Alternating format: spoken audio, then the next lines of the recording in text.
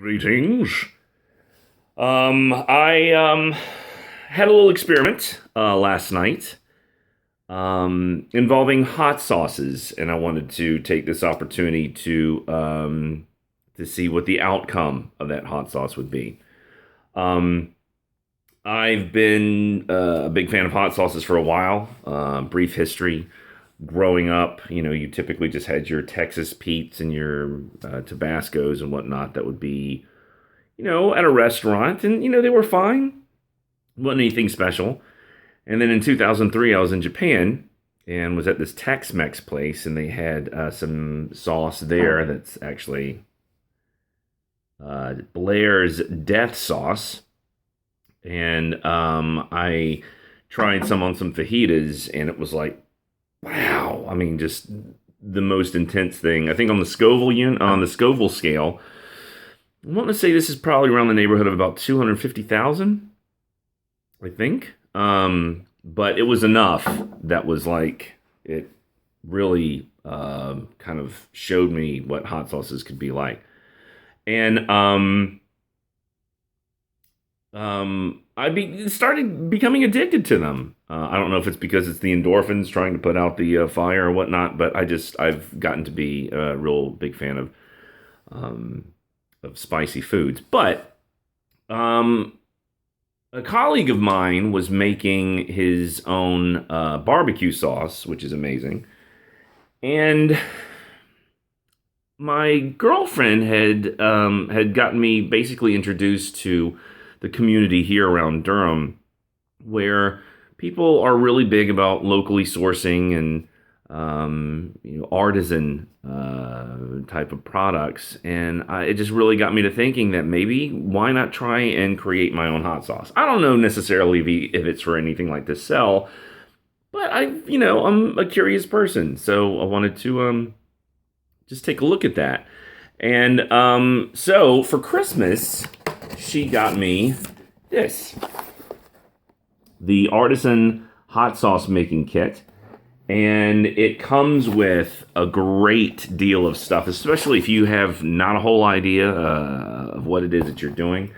It comes with 3 hot sauce bottles with lids and dashers, blank labels, a funnel, distilled white vinegar, and also apple cider vinegar.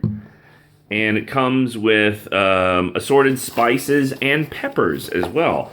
So, like for example, you've got dried examples of peppers that are in here that you can use.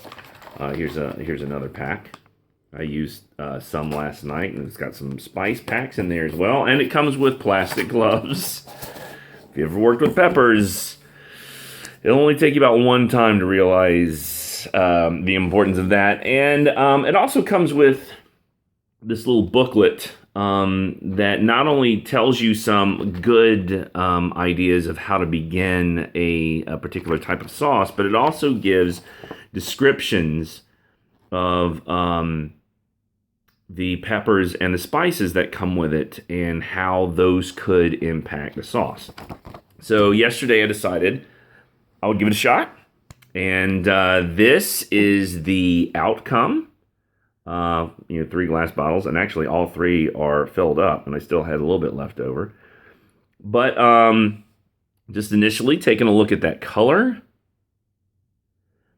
I wanted to try and make something that was smoky, perhaps, sweet, obviously spicy, and I don't know. I'm a big fan of garlic and onion and stuff, and I wanted it to kind of have like a hearty feel to it as well.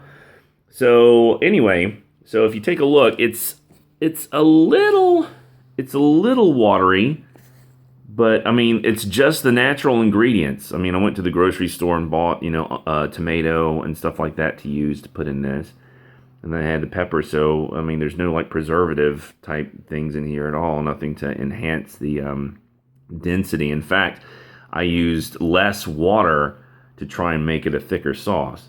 So, I mean, this could be something that I may need to improve upon, but if you take a look at all that all these little spices and diced up goodies. All right, so I also have a white plate so that we can kind of, see what it looks like. Spoon and test it out.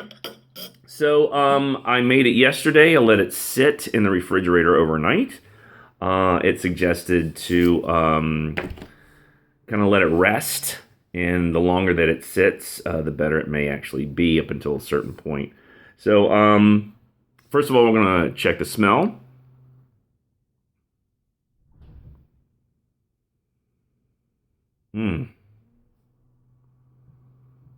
It's got a little sting.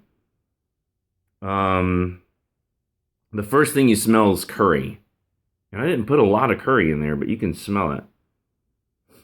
And then you can smell the tomato. And some of the spices, which I can't really identify right now because some of these are the first time I've really worked with them. All right. So now we are going to pour it on a plate and kind of see what the density looks like. Okay. So it's actually pretty nice. It's a nice consistency. Again, a lot of the spices and just material in there. Not too thin, not too dense, not like a ketchup, which is nice. And so now we're going to give her a taste. Very excited about this.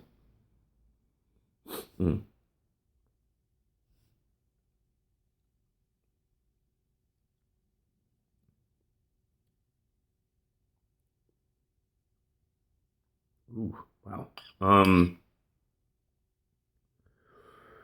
Okay, so I use brown sugar in this, and the first thing you can taste is the sweetness. And then the heat creeps in and and then it's there. All on the roof of the mouth, around the tongue, but it's not too intense. And as that subsides, you get that hardiness of the garlic and the onion and the other spices and tomato and stuff.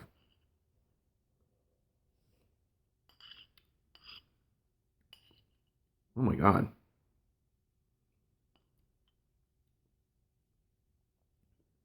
And there's so much. Okay, the thing about with death sauce and with some of the sauces I have, the heat is so intense and there's not really a whole lot of flavor because your face is melting off.